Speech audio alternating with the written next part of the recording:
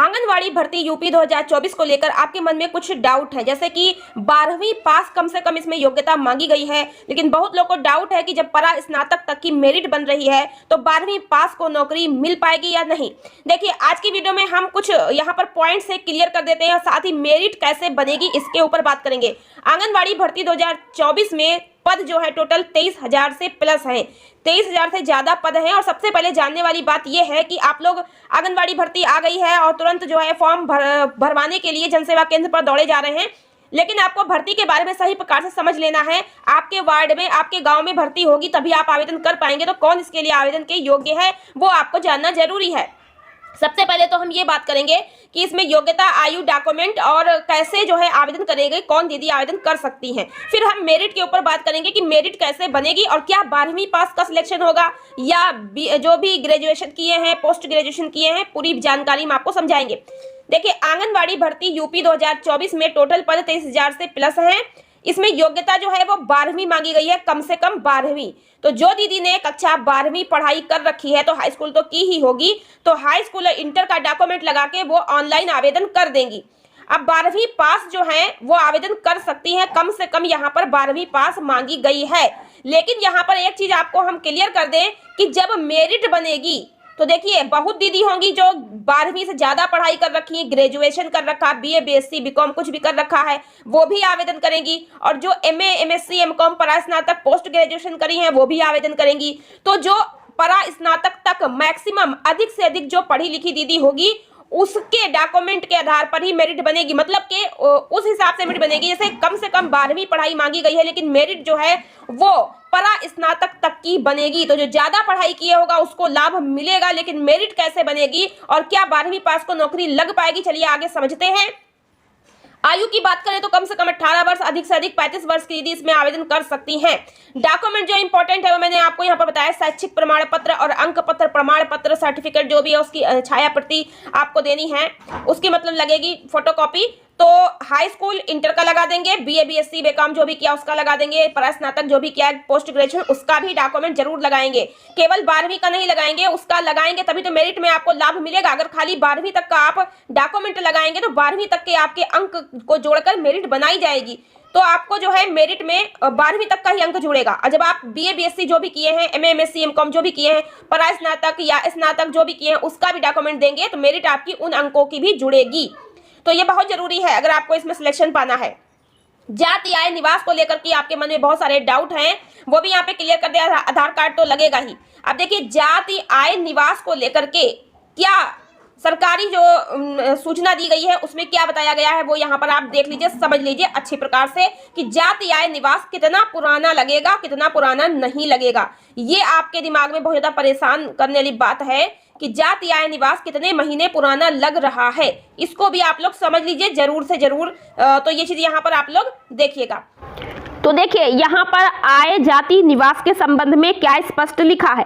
सबसे पहले आय के बारे में लिखा है कि आय के संबंध में तहसील द्वारा निर्गत नवीन ऑनलाइन डिजिटल हस्ताक्षर से निर्गत आय प्रमाण पत्र ही मान्य होंगे।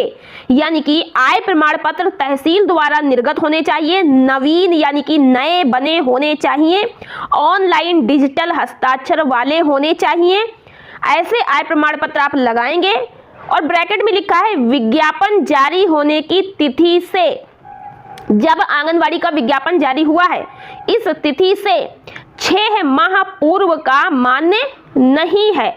यानी आपको क्या करना है, आपको ऐसा आय प्रमाण पत्र अपना लगाना है जो आपने 4-5 महीने पहले बनाया हो, मतलब 6 महीने के अंदर अंदर में बनवाया हो, अभी जल्दी ही पिछले 6 महीनों के अंदर अंदर में अगर आपका नया बना हुआ आय प्रमाण पत्र है तो वो आप लगाइएगा। अगर आपका पिछले 6 महीने से पहले का बना हुआ आय प्रमाण पत्र है तो वो मान्य नहीं होगा। तो अगर आपका आय प्रमाण पत्र पुराना हो गया है तो आप अभी भी बनवा सकते हैं, ऑनलाइन जनसेवा केंद्र पर जाकर ऑनलाइन तरीके से बनवा सकते हैं, जल्दी बन जाता है 2-4 दिन में।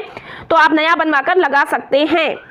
यह आय प्रमाण पत्र के बारे में कहा गया है, ठीक है। तो आपको नवीन लगाना है, नया, क्योंकि आय जो है व्यक्ति की कम ज्यादा होती रहती है। आय प्रमाण पत्र आप नया बनवा के लगाएंगे तो यहाँ पर यह कहा गया है कि 6 माह पूर्व का मान्य नहीं है, पिछले 6 माह के अंदर अंदर अगर आपका है तो वो मान्य हो जाएगा। और निवास और जाति प्रमाण पत्र, जाति प्रमाण पत्र जो है जैसे ओबीसी में, एससी एसटी में है तो आपको देना है, अगर सामान्य में आते हैं तो आपको नहीं देना है, ना तो फॉर्म में आपको फिल करना होगा, ना ही जाति प्रमाण पत्र देना होगा सामान्य वाले के लिए। सामान्य में आते हैं तो आपको जरूरत नहीं है, निवास और आय की है। बाकी जो और हैं ओबीसी एससी एसटी उनको जाति प्रमाण पत्र भी देना होगा। जाति प्रमाण पत्र निवास के संबंध में यहाँ केवल इतना लिखा है कि तहसील से ऑनलाइन डिजिटल हस्ताक्षर से निर्गत निवास जाति प्रमाण पत्र मान्य होंगे। यहाँ पर यह नहीं कहा गया कितना पुराना मान्य होगा, तो ये आपके ऊपर है। यहाँ पे लिखा नहीं गया है कुछ भी, केवल आय के लिए 6 माह पूर्व के बारे में लिखा गया है। बाकी यहाँ पर निवास और जाति के लिए नहीं लिखा गया है। आप लगा सकते हैं, आपके पास है, यदि आपका मन नहीं है तो आप ये भी नया बनवाकर लगा सकते हैं। तो ये यहाँ पर जो कुछ भी निर्देश था वो मैंने आपको यहाँ पर दिखाकर समझा दिया है। अब बात आती है तलाकशुदा, ठीक है। यहाँ पर यह भी एक पॉइंट था, तलाकशुदा और परित्यक्ता और विधवा महिला को वरीयता दी जाएगी। तो देखिए, विधवा महिला को वरीयता दी जाएगी, ये भी कहा गया है।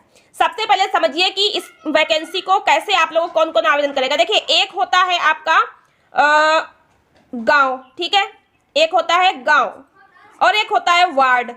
अगर आप गांव में रहते हैं तो आपका गांव होगा और गांव जुड़कर ग्राम पंचायत बनती है, ठीक है, गांव जुड़कर ग्राम पंचायत बनती है। एक होता है वार्ड, मोहल्ला टोला शहर में होता है, वहां वार्ड जुड़ के आपका नगर पंचायत बनती है, ठीक है, नगर पंचायत बनती है।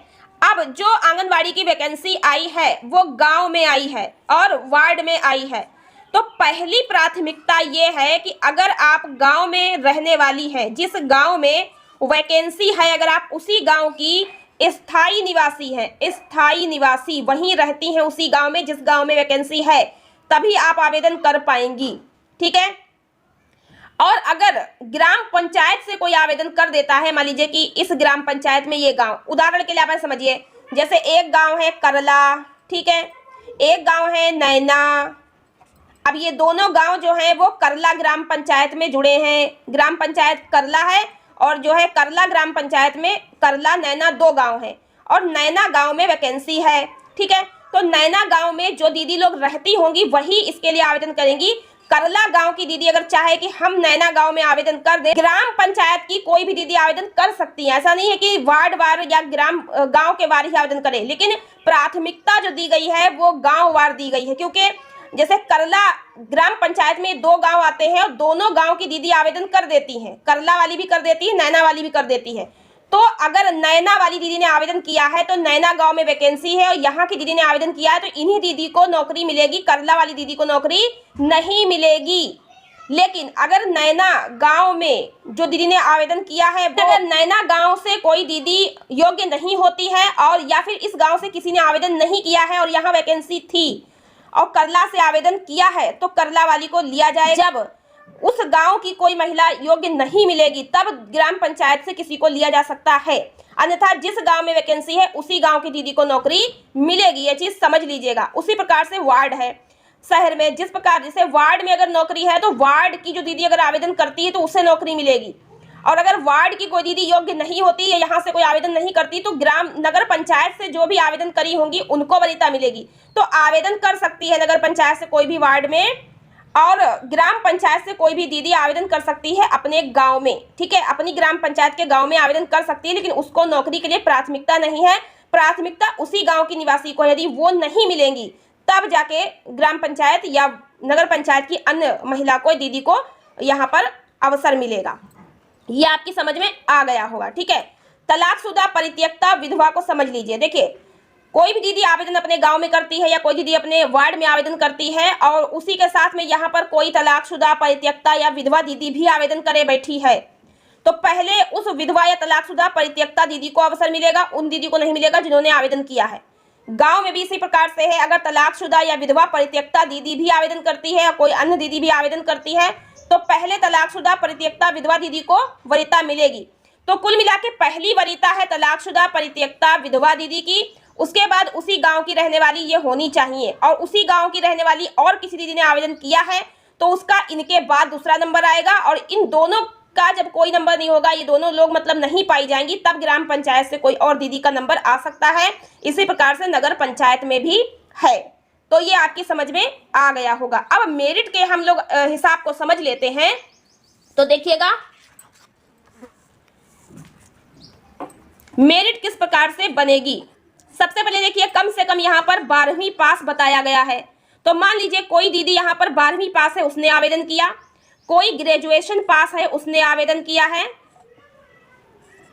ठीक है, कोई ग्रेजुएशन पास है, उसने आवेदन किया है, और कोई पोस्ट ग्रेजुएशन यानी कि परा स्नातक है, ठीक है, परा स्नातक है, उसने आवेदन किया है। तो अब तीनों प्रकार की दीदी लोगों ने आवेदन किया है। तो देखिए 12वीं का जो अंक पत्र में आपके नंबर होंगे उसका प्रतिशत देखा जाएगा, कितने प्रतिशत आपके नंबर हैं। अब मान लीजिए कि 12वीं में आपके 60% नंबर हैं, ठीक है, और आपने आवेदन किया है। तो अलग अलग दीदी ने आवेदन किया होगा, किसी के 60% होंगे, किसी के 70% होंगे, ठीक है। तो इनको क्या किया जाएगा, इनको 10 से डिवाइड किया जाएगा। अगर आपके 60% नंबर है तो 10 छक 60 यानी कि 6 नंबर आपको दिए जाएंगे।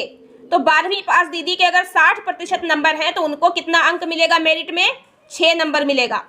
और दूसरी दीदी ने 70% नंबर है उसका 12वीं में, तो उसका जब यहाँ पे 10 से डिवाइड किया जाएगा तो उसका आएगा 7 अंक, ठीक है।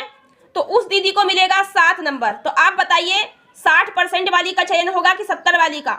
70 वाली का होगा, क्योंकि उसको 1 नंबर ज्यादा मिल रहा है। ये तो 12वीं पास के लिए हुआ, लेकिन इससे ज्यादा भी पढ़ी लिखी है, ग्रेजुएशन करी है, पोस्ट ग्रेजुएशन करी है, वो भी दीदी तो होंगी। तो मान लीजिए कि यहाँ पर कोई दीदी ने ग्रेजुएशन भी किया है। अब इन्होंने देखिए 12वीं में 60% अंक पाए हैं, लेकिन इन्होंने ग्रेजुएशन नहीं किया, कुछ नहीं किया। और जिन दीदी ने 70% नंबर इंटर में पाए हैं उन्होंने ग्रेजुएशन भी किया है। तो ग्रेजुएशन में उन्होंने 50% नंबर पाए थे, इनका बीए भी है। तो अब क्या होगा कि इनको तो केवल 6 नंबर मिले मेरिट में, और इनको क्या होगा 7 नंबर इंटर के मिलेंगे। और ये देखिए इसको भी 50% को भी 10 से डिवाइड करेंगे जब, तो 10 × 50 यानी कि 5 नंबर इनको ग्रेजुएशन के अंक के हिसाब से मेरिट में मिल जाएंगे। तो इनके क्या होंगे 7 और 5 12 नंबर इनके हो जाते हैं। तो इस हिसाब से देखिए इन दीदी के इंटर और ग्रेजुएशन मिला के मेरिट में 12 नंबर बन रहे हैं, और इन दीदी के केवल इंटर पास हैं तो इनके 6 नंबर बन रहे हैं। तो अब बताइए सिलेक्शन किसका होगा, 12 अंक वाली का होगा, क्योंकि इसका नंबर इनसे ज्यादा है, इन्होंने ज्यादा पढ़ाई की हुई है। तो इस हिसाब से इनको हटा दिया जाएगा और इनको सिलेक्ट किया जाएगा।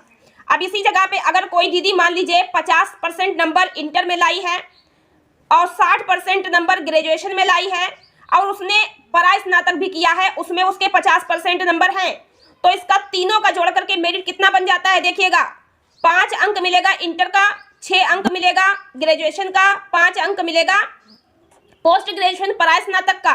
टोटल कितना हो गया 16 अंक। तो इसको कितना मिला 16 नंबर। अब देखिए इसने क्या किया, दीदी ने था इंटर किया था, तो इन दीदी का इंटर था और केवल ग्रेजुएशन था, इनका टोटल बना था 12 अंक, और इन्होंने तीनों कर रखा है तो इनका बना है 16 अंक, और इन्होंने केवल इंटर किया था तो इनका बना है 6 अंक। सबसे अधिक किसका हुआ, परा स्नातक वाली का 16 अंक हुआ। तो चयन किसका होगा, परा स्नातक वाली का। इन दोनों को हटा दिया जाएगा।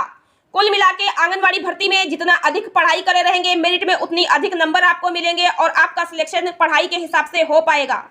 तो अब आपके मन में होगा 12वीं पास जो है वो फिर क्या करेंगी। तो देखिए करने को आप आवेदन करिए, क्योंकि जरूरी नहीं है कि बहुत दीदी जो है ऐसे मतलब के 12वीं पास से ज़्यादा पढ़ी लिखी आवेदन करें। फिलहाल कम से कम 12वीं पास मांगा गया है, और भी बहुत सारे पॉइंट हैं, सभी कुछ देखा जाएगा, ठीक है। तो मेरिट फिलहाल इसी प्रकार से बनेगी, ज़्यादा पढ़ाई करे रहेंगे तो आपको मेरिट में ज़्यादा नंबर मिलेंगे और आपका सिलेक्शन हो पाएगा। अब तलाकशुदा परित्यक्ता को भी समझ लीजिए।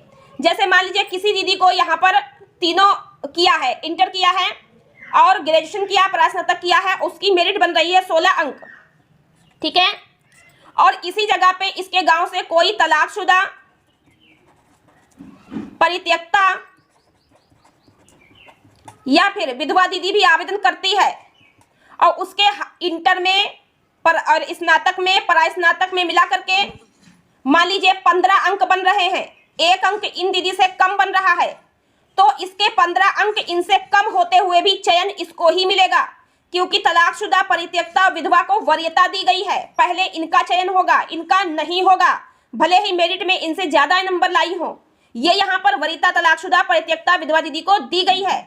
अगर इनका 1-2 नंबर या कुछ नंबर कम भी रहेगा मेरिट से दूसरी दीदी की अपेक्षा, तो इनको वरीयता मिल जाएगी, प्राथमिकता मिल जाएगी, चयन इन्हीं का हो जाएगा, इन दीदी को हटा दिया जाएगा। इस प्रकार से मेरिट का पूरा मैंने आपको समझा दिया है। तो आशा करते हैं कि ये मेरिट का जो है वो आपकी समझ में आ गया होगा। तो इस प्रकार से आपको समझ लेना है आवेदन करने के से पहले कि आपका मेरिट किस प्रकार बनेगा, चयन किस प्रकार से होगा, ये पूरा आपकी समझ आ गया होगा। तो ये है कुछ आंगनवाड़ी भर्ती को लेकर के जो आपको अच्छे से समझ लेना है, और जाइए आवेदन आराम से कर सकती हैं। तो आशा करते हैं ये वीडियो आपको पसंद आई होगी। वीडियो पसंद आई तो लाइक और शेयर कर दीजिए, चैनल को सब्सक्राइब नहीं किया कर लीजिए।